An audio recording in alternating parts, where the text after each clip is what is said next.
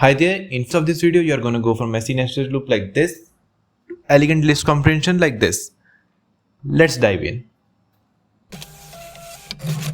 So here in this task we have been given integer x, y and z representing the dimension of a qubit along with an integer n.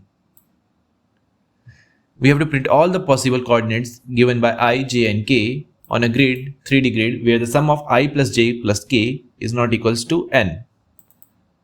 So in the sample input we have been shown that given that x, y and z are 1 and n is equals to 2, and the sample output would look something like this.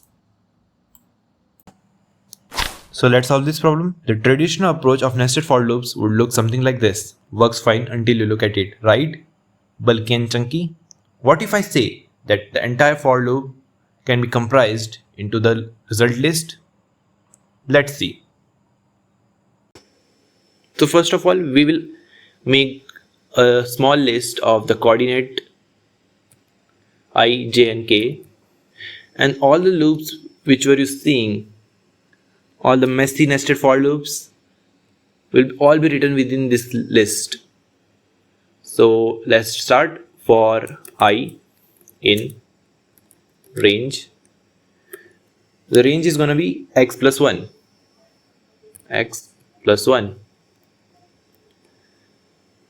This is the same we are going to go for the other for loops. For j in range y plus 1. Same for the k, for k in range z plus 1. And the last condition of if where the sum of like I plus j plus k cannot be equals to n. And this is the entire nested for loop within just a single list. Isn't it better than that old traditional chunky way? So let's just print this result out.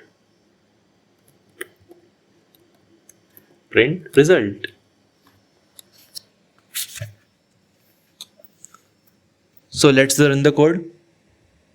So it works the same as the traditional approach, right? Our output is matching the expected output, and that's all for this video.